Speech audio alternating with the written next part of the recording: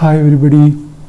Today, after the Planck's radiation law, which solved the black body spectrum problem, a very important problem in classical physics, the black body spectrum, and there we saw the Planck's radiation law using a new concept, the idea of quantized energy levels of the oscillators and the emission of the radiation through energy packets which having energy h nu.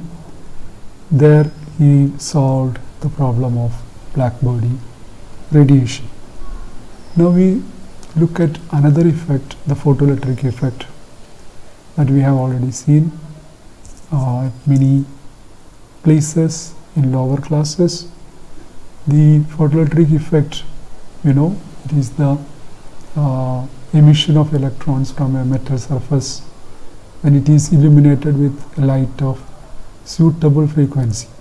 Okay, this phenomena, this was discovered by Henry Hertz in 1887.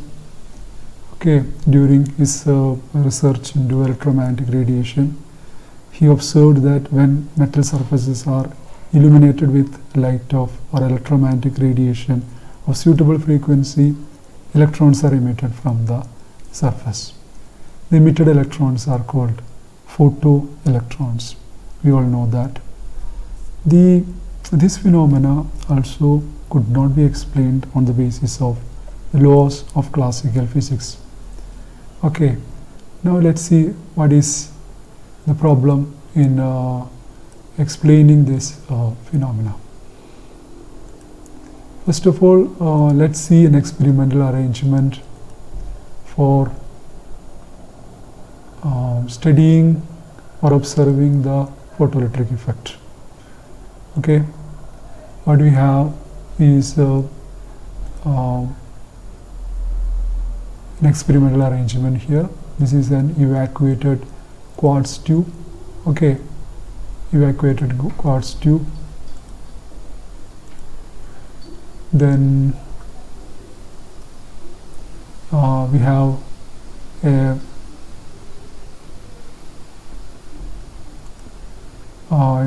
two metal plates here. One is called the emitter, this one is called the collector. The emitter is coated is a metal. As light is incident on this metal surface, electrons will be emitted from it, the photoelectrons. And see this plate, this is kept at a positive potential, and this plate where the photoelectrons are collected, this is kept at a negative potential. Here we have a voltmeter to measure the potential difference between the two plates. We have an ammeter which records the current, because the electrons, even though this plate is at a negative potential, many electrons will have sufficient energy to overcome this negative potential, the repulsion from this negative plate, and reach this plate. Once they reach the plate, they will pass through the external circuit, constituting a current. Okay, so the photoelectrons emitted, if they reach the collector plate, they will pass through the external circuit and it will constitute a current. And that current can be recorded by using this ammeter. And this is a variable voltage supply. You can vary the voltage. Potential difference between the two plates can be varied. Okay, so this is the experimental arrangement,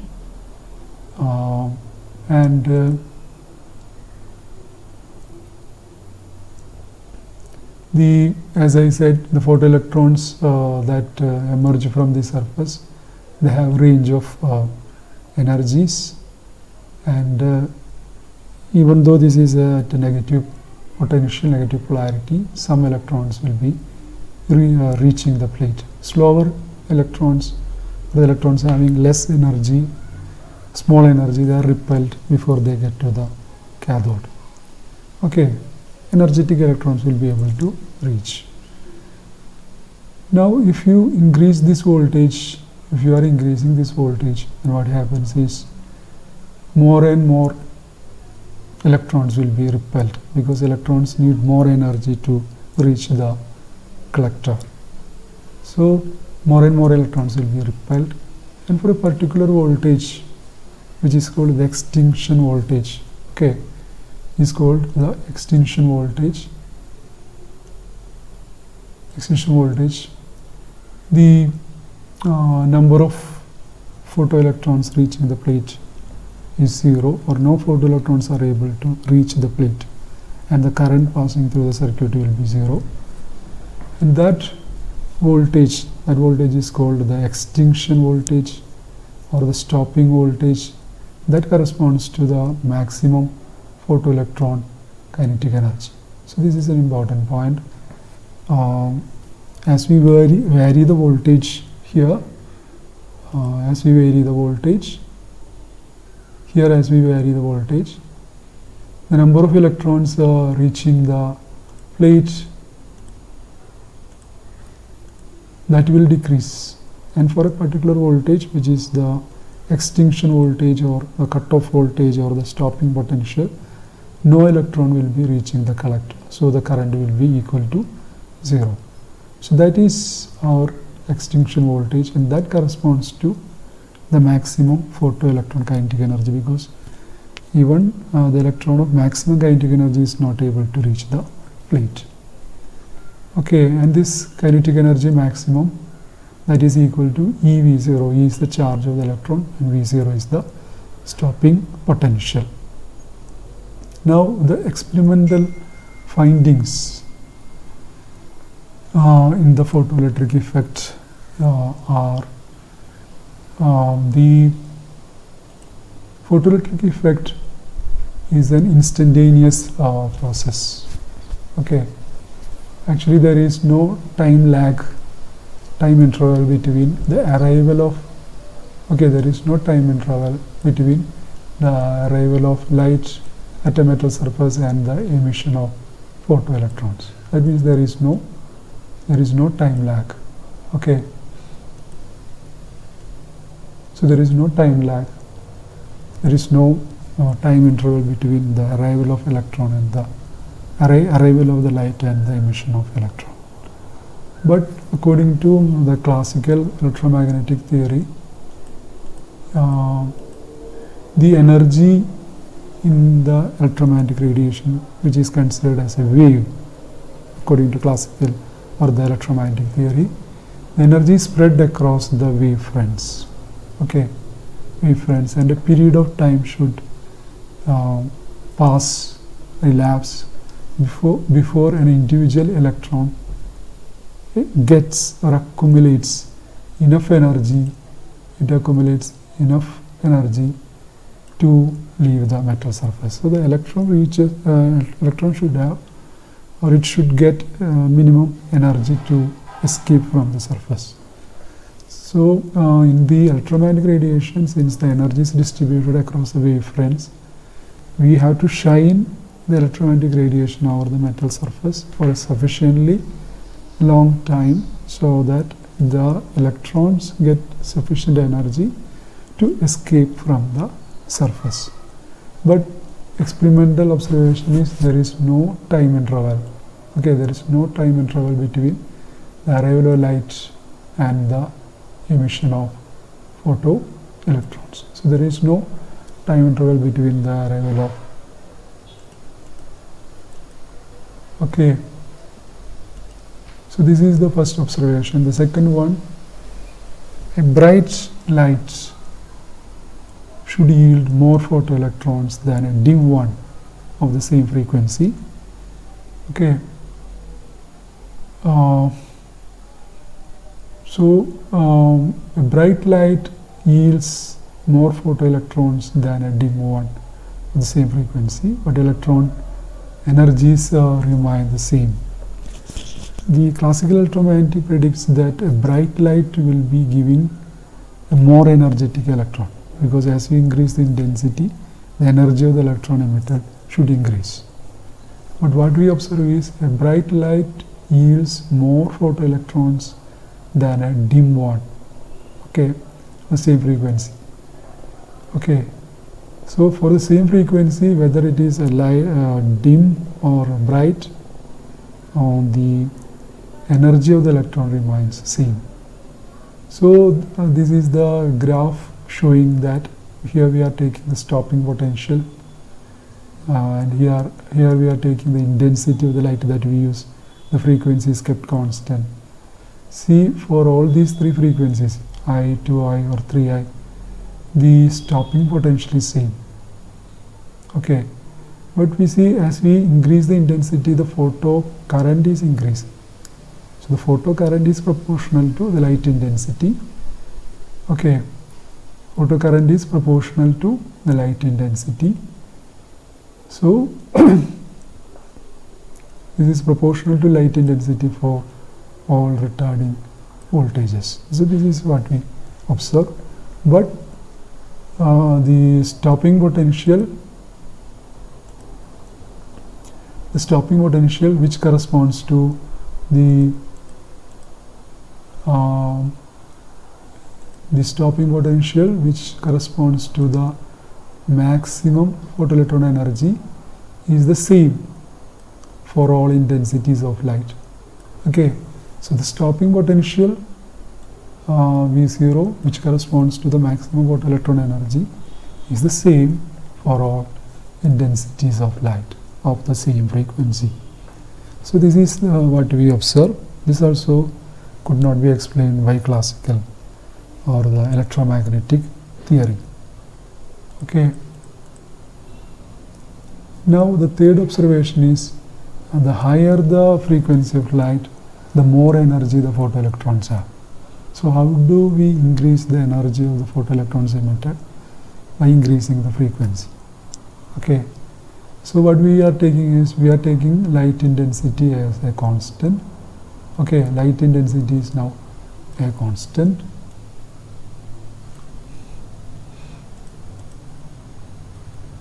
Light intensity constant. And what we are varying is the frequency. So we are taking three frequencies, nu1, nu2 and nu3. Okay, increasing frequencies, and we see the stopping potential is different. The current is same, photoelectric current is same for all the three intensities, but this stopping potential is different. Okay, so the stopping potential which corresponds to the maximum photoelectron energy, that increases with the frequency because the stopping potential is increasing. Okay, so this is what we observe here.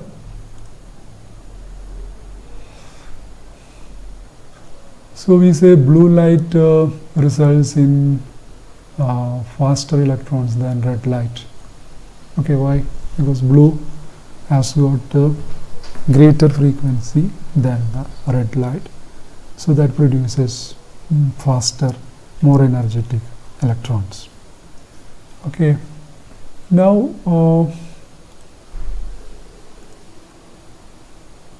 there is a frequency that we observe. We observe this thing. There is a frequency which is called the critical frequency or threshold frequency. Okay, the critical frequency or the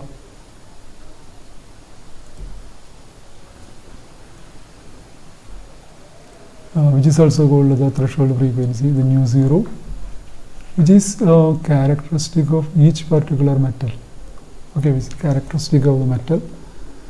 Below this frequency, no photoelectrons are emitted. Okay, so below this frequency, no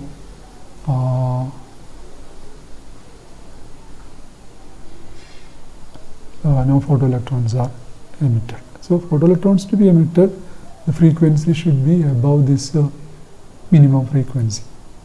Okay, so above this minimum frequency nu0, the photoelectrons range in energy from 0 to a maximum value. Okay, so photoelectrons are emitted only if the frequency of the incident radiation is above this threshold or critical frequency, and there If the frequency is above nu 0, the photoelectrons emitted, they range in energy from 0 to a maximum value that increases with the increase in frequency. Okay. So this is what we observe. Here we are taking maximum photoelectron energy.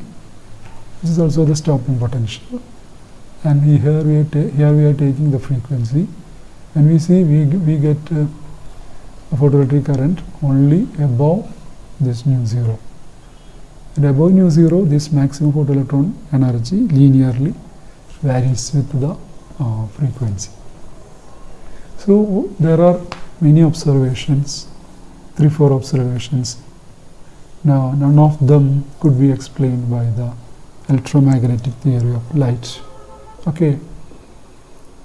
So in this situation, Einstein comes in 1905. Einstein tried to explain the photoelectric effect using quantum theory of light. Okay, so he is using this quantum theory of light to explain this photoelectric effect. What he puts forward is the photoelectric effect could be understood if the energy in light is not spread out over wavefronts but is concentrated in small packets or photons.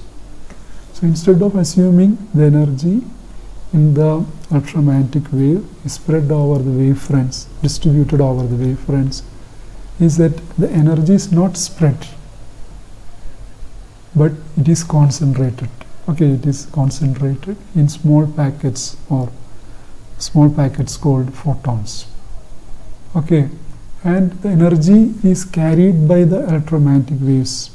Okay, energy is carried by the electromagnetic waves in packets of energy called these photons.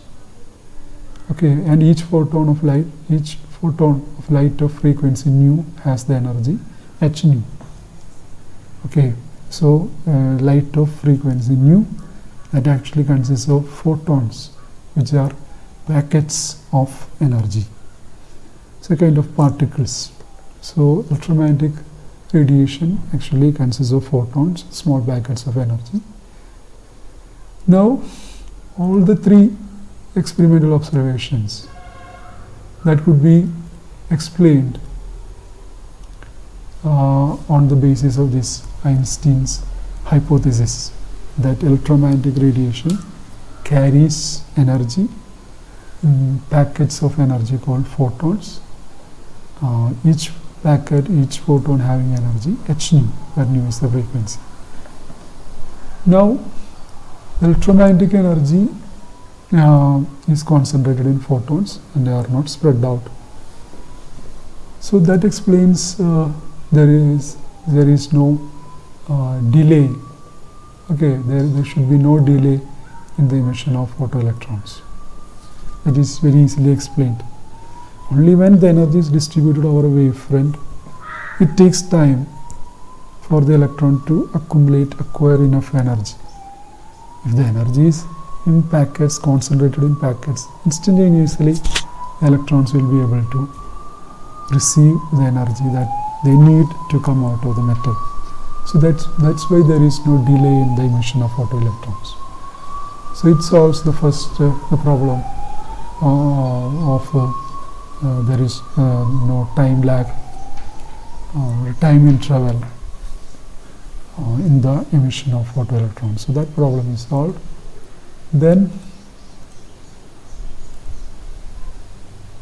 it says all photons of frequency nu that have the same energy. Okay, all photons of frequency nu have the same energy. So if you change the intensity, the only thing is there will be more photons. More photons means more photoelectrons. Okay, so if you increase the intensity or change the intensity, the number of photons and the number of photoelectrons, that changes, not their energies. Okay, not the energies. Okay, so that explains the variation of intensity, the variation of the number of photoelectrons with the intensity. Now third one, if we increase the frequency, the photon will have greater energy. Okay, photon energy is h nu. So if you increase nu, the energy of the photon increases, and if the energy of the photon increases, correspondingly the photoelectrons will have more energy. So if you increase the frequency, the energy of the photon increases, and the energy of the photoelectrons emitted increases. So all these three problems, all these three experimental observations that we could not explain using electromagnetic theory can be very easily explained if you consider in electromagnetic radiation, energy is carried in packets called photons. Okay. Now, according to Einstein, he had an equation. Einstein, the photoelectric effect in a metal, that should obey the equation h nu equal to what? Kinetic energy max plus phi. Okay, so photoelectric effect can be explained by this equation. You should obey this equation, h nu equal to kinetic energy max plus phi.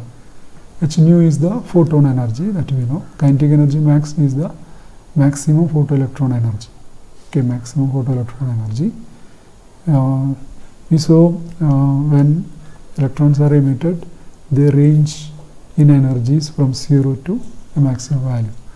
So kinetic energy max, that is the maximum photoelectron energy, and this phi is the minimum energy needed for an electron to leave the metal, which is called the work function. So phi is the work function, which is the minimum energy needed for an electron to leave the metal. So in this equation, if this is minimum, this will be maximum. Okay, then the rest is just law of conservation of energy. Incident photon has energy h nu. Part of it is used for releasing the electron from the metal surface. The minimum energy required is phi. Then the corresponding the electron will have the maximum kinetic energy. Okay, so this is the Einstein's photoelectric equation. So here, if we decrease this frequency nu, this is a constant, this is the minimum energy. This will decrease, the kinetic energy max will decrease. And for a particular frequency nu 0, okay, for a particular frequency nu 0, what happens? For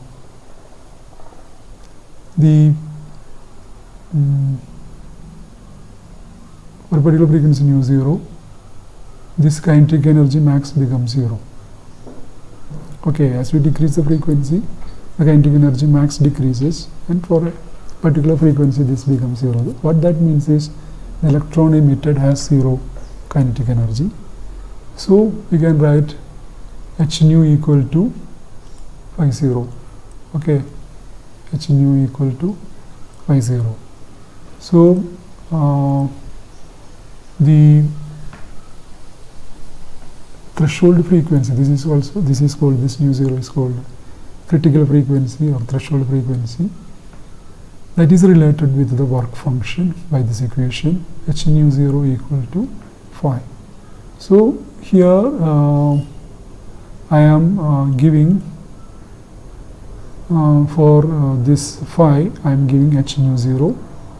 Okay, for the work function I am giving h nu 0. Then I have this relation kinetic energy max, okay, kinetic energy max plus h nu 0, that is equal to h nu, or kinetic energy max is equal to h nu minus h nu 0. Okay, so the relation connecting kinetic energy max and nu, that is actually a straight line.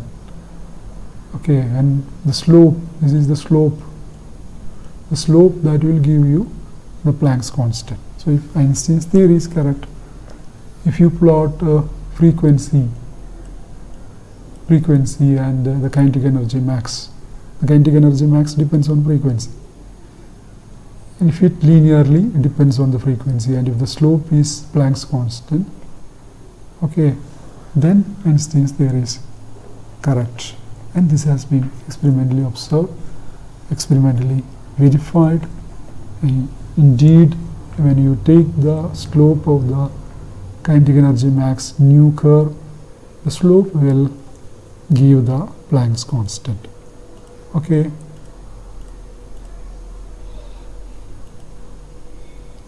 Now here it is explained here, if the frequency of the incident radiation, if it is nu zero, okay, frequency of incident radiation is nu zero, the energy of the photon is just sufficient to release the electron from the metal. This is the metal surface. This is the metal surface. Okay. So this is the metal surface. So from the metal surface, an electron is released if the frequency is nu zero. Kinetic energy is zero. Okay. But if the frequency is above this critical frequency, okay, if this nu is greater than nu zero, okay, nu is greater than nu zero, then what happens? The electrons are left with the kinetic energy after coming out of the metal surface. So with that energy it moves. Okay, so that is shown here. Below this critical frequency there is no emission of the electron. At frequency nu zero, kinetic energy max is equal to 0. Above the critical or threshold frequency, the kinetic energy max increases linearly with the frequency.